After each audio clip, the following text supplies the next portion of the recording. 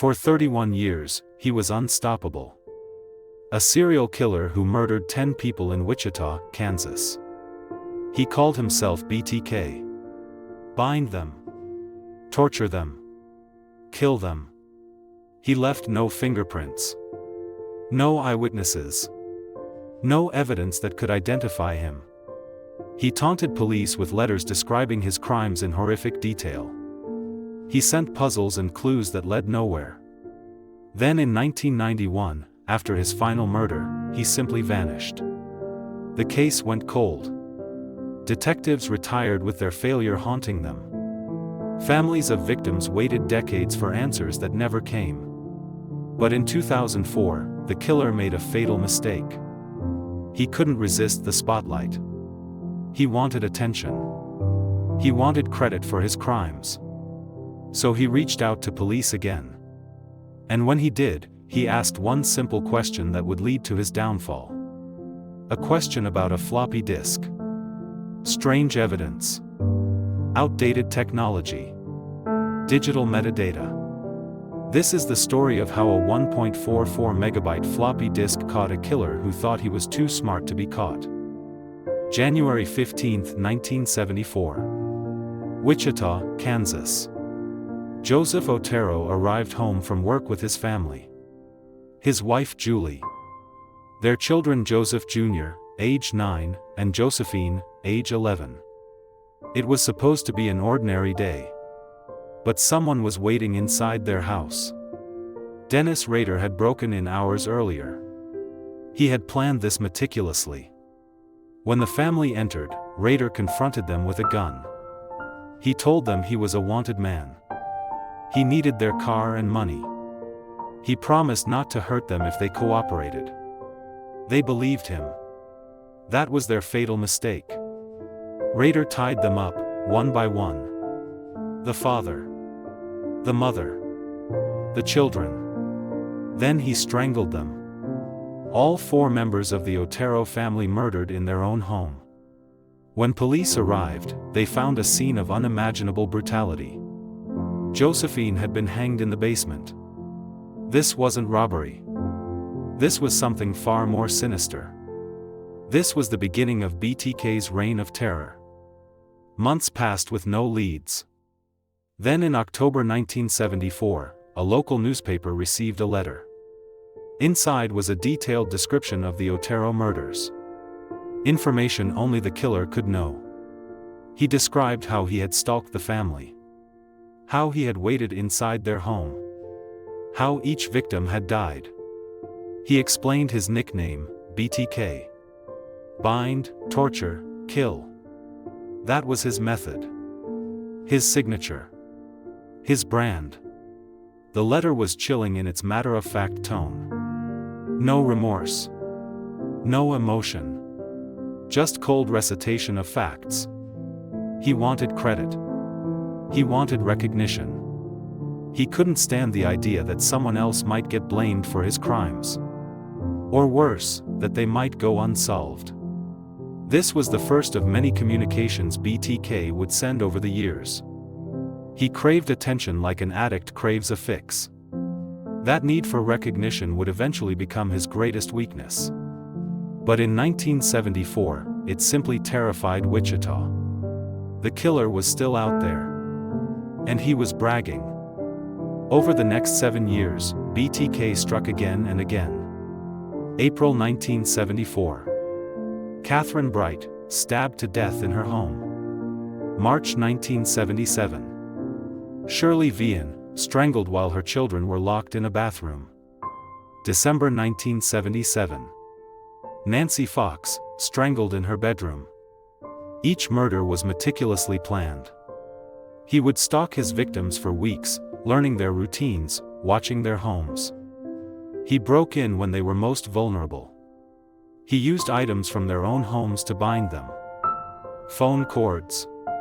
Pantyhose. Venetian blind cords. Whatever was available. He killed them slowly, savoring their terror. And afterward, he would steal trophies. Jewelry. Underwear. Driver's licenses. personal items that meant nothing to anyone but him. He kept them hidden, proof of his crimes. Proof of his power. The community lived in fear. Women bought guns. Families installed alarms. Neighborhood watch groups formed. But no one knew who BTK was. He blended in perfectly. Just another face in the crowd. What made BTK so difficult to catch was his understanding of police procedures. He seemed to know exactly how investigations worked. How to avoid leaving evidence. How to mislead detectives. This led some investigators to a disturbing theory. Was BTK in law enforcement? The possibility seemed far-fetched, but it fit. His knowledge. His precision. His ability to evade detection. In fact, they were right. Dennis Rader worked as a Park City compliance officer. Before that, he had installed home security systems for ADT. The irony was cruel. He knew exactly how people tried to protect themselves. And he used that knowledge to defeat their defenses. But in the 1970s and 1980s, police didn't know this. They had no DNA technology. No advanced forensics. No way to narrow down suspects from the entire population of Wichita. They were hunting a ghost who knew every move they would make. A predator who understood the game better than the hunters. Behind the mask, Dennis Rader lived an intensely ordinary life. He was married with 2 children. He was a Cub Scout leader, taking his son's troop on camping trips. He was president of his church congregation council at Christ Lutheran Church. Neighbors described him as friendly but strict. A little odd maybe, but harmless. He had strong opinions about code violations in his work. Some thought he enjoyed the power of writing citations too much. But nobody suspected him of murder. How could they? He seemed normal. Almost boring. His wife had no idea. His children had no idea. His church members had no idea. During his cooling-off periods between murders, Rader would take photographs of himself. He dressed in women's clothing. He bound himself with rope and plastic bags. He was acting out his fantasies, pretending to be his victims. These photos remained hidden for decades. Evidence of his double life. The mask he wore wasn't physical. It was psychological. January 19, 1991. Dolores Davis, a 62-year-old woman, was home alone. Her husband was hospitalized. Rader broke in and strangled her. He placed her body in the trunk of her car. He drove to a remote area and dumped her under a bridge. Dolores Davis would be BTK's last known victim. And then, for 13 years, silence. The murders stopped completely. No more letters. No more taunts. No more bodies. Investigators didn't know if BTK was dead, imprisoned for another crime, or simply dormant. Some theorized he had found a submissive partner who allowed him to act out his fantasies without killing. Others believed he had moved away. The case went cold. Files gathered dust. The BTK task force was disbanded. Families of victims lost hope. They would never know who killed their loved ones. The case became a cautionary tale about unsolved murders. A reminder that sometimes, killers get away with it. Except BTK hadn't gotten away. He was still in Wichita. Still living his double life. Still waiting. In March 2004, the Wichita Eagle published a story marking the 30th anniversary of the Otero murders. The article speculated that BTK was probably dead or in prison. Dennis Rader read that article. And he was furious. How dare they forget him? How dare they assume he was gone? He was very much alive. And he was ready to remind them. Within days, the newspaper received a package. Inside was a photocopy of Vicky Wegerle's driver's license. Vicky had been murdered in 1986, strangled in her home. At the time, police hadn't connected her death to BTK. Now, 18 years later, BTK was claiming credit. He also included photographs taken at the crime scene. Proof that he was the killer. The 30-year silence was over. BTK was back. And he was hungry for attention once again. Police realized with dread that this was an opportunity. If BTK kept communicating, he might make a mistake. They just had to be patient. And careful. Over the next several months, BTK sent more packages. To newspapers. To television stations. Each one contained clues about his identity. Drawings of his fantasies. Word puzzles with hidden messages. Jewelry taken from victims. A doll with a plastic bag over its head, hands bound with pantyhose. He was taunting police, challenging them to catch him. Each communication was analyzed by the BTK task force. They studied every word. Every image. Looking for patterns. For mistakes. For anything that might reveal his identity. In one word puzzle, detectives found the letters spelling D. Rader hidden among random words. But there were hundreds of men named Rader in Kansas. It wasn't enough. They needed more. BTK seemed to enjoy the cat-and-mouse game. He was careful. Methodical. But he was also arrogant. He believed he was smarter than the police. That arrogance would be his downfall. Because in his desire for attention, he was about to ask a question that would change everything. In December 2004, police found a cereal box in a Home Depot parking lot. Someone had thrown it in the bed of a pickup truck, assuming it was trash. Inside was a note from BTK. The note asked a simple question: could he communicate with police using a floppy disk without being traced to a specific computer? Be honest, he wrote. If it was safe, police should place an ad in the Wichita Eagle saying, "Rex, it will be okay."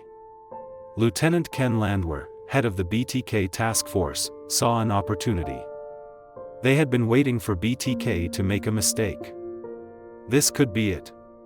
But they had to make him believe it was safe. They had to lie. So on January 25, 2005, the newspaper published the ad. "Rex, it will be okay." It was a trap. And BTK walked right into it. Within 2 weeks, a package arrived at KSAS-TV, a local Fox affiliate. Inside was a purple 1.44 megabyte floppy disk. The strange evidence that would solve the case. The floppy disk contained one file. Testa.rtf, a simple document with instructions for future communications. Nothing identifying. Nothing unusual. BTK believed he had been careful. He thought floppy disks were untraceable. After all, this was 2005. Who even used floppy disks anymore? But that's exactly why it contained evidence BTK didn't know existed. The disk was handed to Randy Stone, a Wichita Police Department officer skilled in computer forensics. Stone used specialized software to examine the disk. He looked for deleted files. Hidden data. Metadata. And that's when he found it. A deleted Microsoft Word document. BTK had used the disk before. He had saved a document on it, then deleted it before sending it. But deleting a file doesn't erase it. The data remains. Stone recovered the deleted file. And discovered something incredible. Embedded in the deleted Word document was metadata. Digital information about the file itself. Who created it? When it was created. Where it was saved. This metadata was invisible to Dennis Rader. He had no idea it existed. But to forensic investigators, it was a goldmine. The metadata revealed that the document was last modified by a user named Dennis. It also showed the document had been saved on a computer at Christ Lutheran Church in Wichita, Kansas. After 31 years, BTK had finally made a mistake. Within minutes, detectives were searching online. They pulled up the website for Christ Lutheran Church. And there, listed as president of the Church Congregation Council, was Dennis Rader. After 3 decades of hunting a ghost, they finally had a name. A face.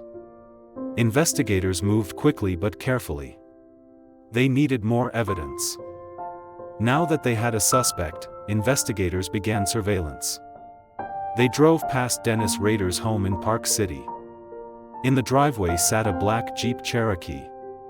Security footage from earlier BTK package drop-offs showed a similar vehicle. The pieces were fitting together. But they needed absolute proof.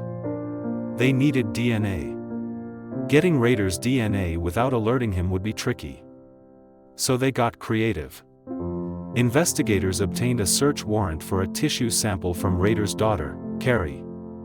She had attended Kansas State University and received a medical exam that included a pap smear.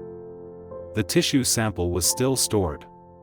Forensic scientists tested the DNA from Carrie Rader's tissue sample.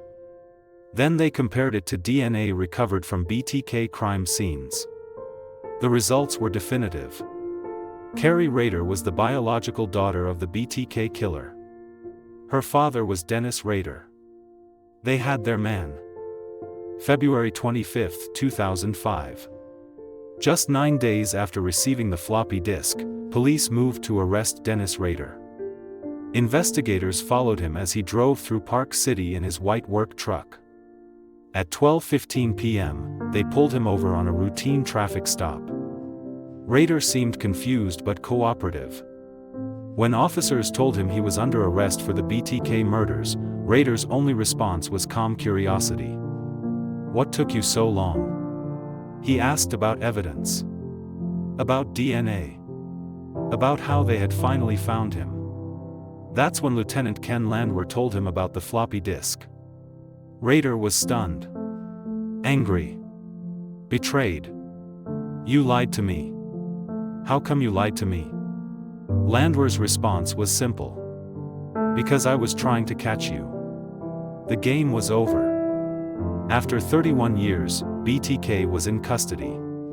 Solved by obsolete technology. Once arrested, Dennis Rader couldn't stop talking. He waived his right to an attorney. He wanted to explain everything. Over 30 hours, Rader gave a detailed confession. He described each murder in chilling, methodical detail. How he had stalked victims. How he had broken into their homes. How he had bound and killed them. He spoke without emotion. Without remorse. He showed investigators his mother lode. A locked file cabinet in his office at City Hall. Inside were newspaper clippings about his crimes. Copies of every letter he had sent. Photographs of victims. Stolen trophies. Drawings of his fantasies. Even chapters of a book he was writing called The BTK Story. He had been documenting his crimes for decades. Creating an archive of his evil. Waiting for the day when he could share it. That day had finally come. Among the evidence Rader revealed were dozens of photographs. Pictures he had taken during his cooling-off periods between murders. In these photos, Rader wore women's clothing and masks. He bound himself with rope. He placed plastic bags over his head.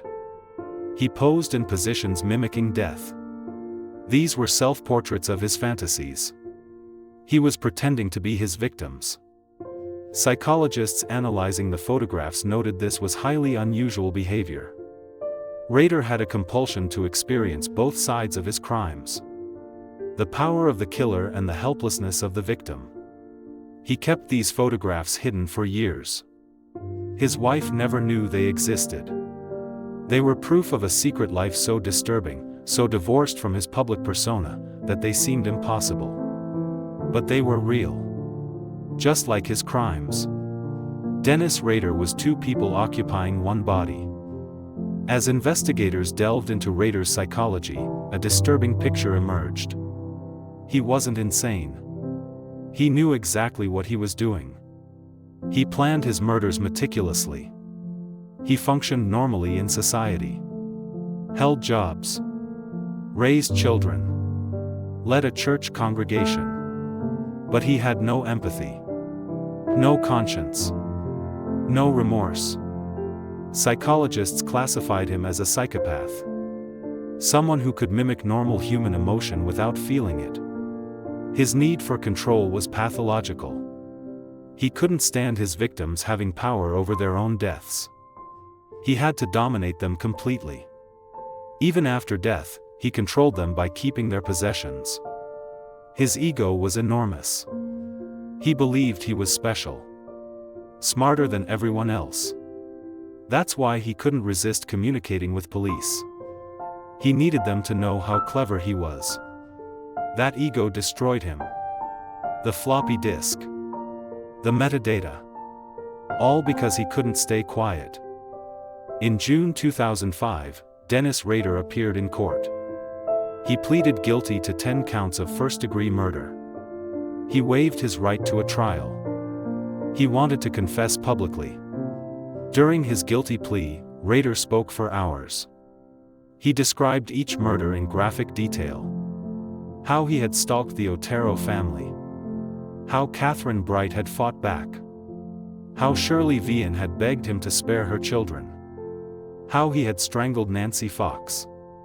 The courtroom sat in horrified silence. Victims' families wept. Some left the room, unable to listen. But Rader continued, matter-of-fact, emotionless. This was his moment. His chance to finally tell the complete BTK story. He showed no remorse. No shame. To him, these were accomplishments. Achievements. The judge and prosecutors were sickened. But they let him talk. They needed his confession on record. Documented. Indisputable. After Rader's confession, victims' families were given the opportunity to address him directly. One by one, they stood before the man who had destroyed their lives. Charlie Otero, whose parents and siblings were BTK's first victims, spoke of growing up without his family. Of survivors' guilt. Of nightmares that never ended. Kevin Bright, whose sister Catherine was murdered, described finding her body. The trauma that haunted him for decades. Steve Relford, who survived when BTK killed his mother, spoke of a childhood stolen. Each statement was powerful. Emotional. Heartbreaking. Rader sat motionless. He showed no emotion. No empathy. When given the chance to respond, he offered a brief, meaningless apology. "I'm truly sorry." The words rang hollow. He wasn't sorry for what he did. He was sorry he got caught. Everyone knew it. On August 18, 2005, Judge Gregory Waller delivered the sentence. 10 consecutive life sentences. One for each murder. A minimum of 175 years in prison. No possibility of parole. Dennis Rader would die behind bars. Kansas didn't have the death penalty at the time of his crimes, so execution wasn't an option. Some victims' families were disappointed. They wanted him dead. But most felt relief. He was finally caught. Finally punished. Finally removed from society where he could never hurt anyone again. Judge Waller addressed Rader directly. "Your victims were vulnerable people who trusted you. You violated that trust in the most horrible way imaginable." Rader listened without emotion. When asked if he had anything to say, he declined. He was led from the courtroom in shackles. Families of victims embraced. Some cried. Some cheered. After 31 years of terror, the nightmare was finally over. BTK was going to prison. Forever. Dennis Rader is currently housed at El Dorado Correctional Facility in Kansas. He's in protective custody, isolated from other inmates. Former police officers and serial killers are often targeted in prison. Rader receives no special treatment. He works a prison job, though officials won't disclose what it is. He has no contact with his family. His wife divorced him shortly after his arrest. His children changed their names and severed all ties. He destroyed his family just as thoroughly as he destroyed his victims' families. Rader spends 23 hours a day in his cell. He has no computer. No internet.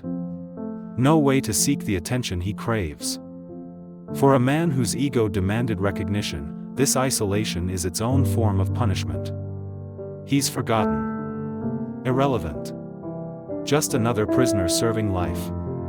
Exactly what he feared most. The BTK case fundamentally changed digital forensics. It proved that even deleted data can be recovered.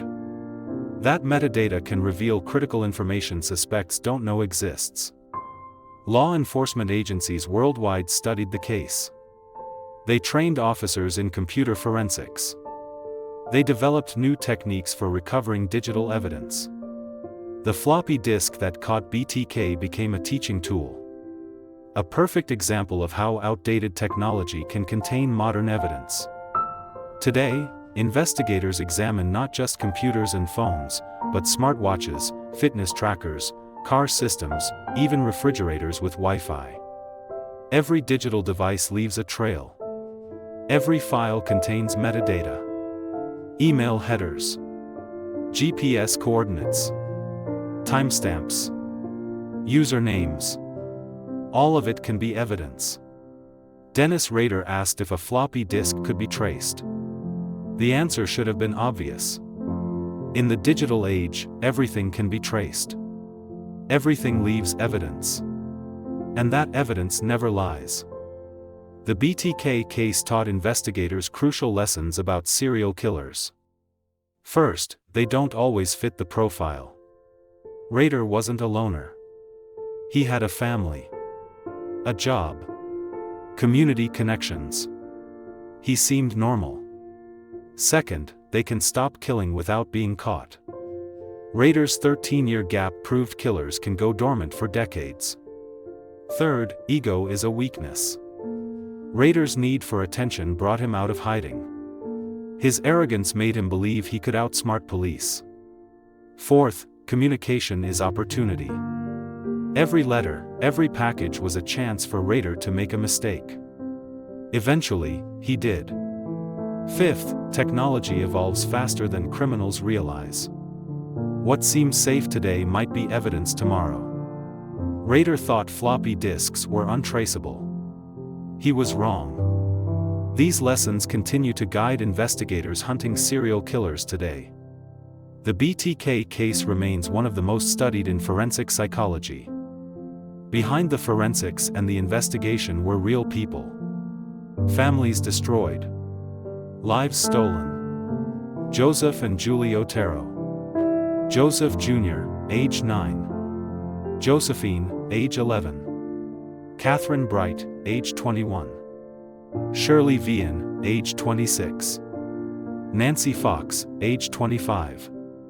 Maureen Hedge, age 53.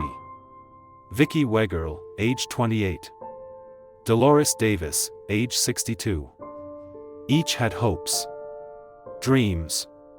People who loved them. Each death rippled outward, damaging countless lives. Children grew up without mothers. Husbands lost wives. Parents buried children. The trauma lasted generations. Dennis Rader stole more than lives. He stole security. Peace. Trust. He poisoned an entire community with fear. For 31 years, Wichita lived under a shadow. Even with Rader in prison, the pain doesn't end. These victims deserve to be remembered not as BTK's victims, but as individuals. People with stories beyond their deaths. Since BTK's capture, several other serial killers have been caught through digital evidence. Phone records. GPS data. Computer searches. Social media posts. But could another BTK evade detection for decades today? It's much harder now. Surveillance cameras are everywhere. DNA databases are larger. Digital forensics are more advanced. Every online action leaves a trail. Every cell phone pings towers. Every credit card transaction is recorded. But determined killers can still be careful. They can avoid cameras. Pay cash. Stay off social media. Use burner phones. What's different now is the tools investigators have. Facial recognition. License plate readers. DNA genealogy. Advanced analytics. Technology that didn't exist in BTK's time. But technology is only useful if applied correctly. The BTK case proves that even the most careful killer makes mistakes. The key is recognizing those mistakes and having the tools to exploit them. A purple floppy disk. 1.44 megabytes of storage. Obsolete technology from a bygone era. But embedded within it was evidence that solved a 31-year mystery. Metadata. A username. A location. Information Dennis Rader didn't know existed. Information he couldn't hide. This case proves a fundamental truth about modern criminal investigations. Evidence exists everywhere. In places suspects never imagine. On devices they think are safe. In data they believe is deleted. The BTK killer thought he was too smart to be caught. He was wrong. Because in the end, it wasn't brilliant detective work that caught him. It was simple digital forensics. Metadata analysis. Strange evidence from strange technology. The impossible case was solved by paying attention to details the killer overlooked. In the digital age, nothing is truly invisible. Everything leaves a trace. And eventually, that trace will lead investigators to the truth.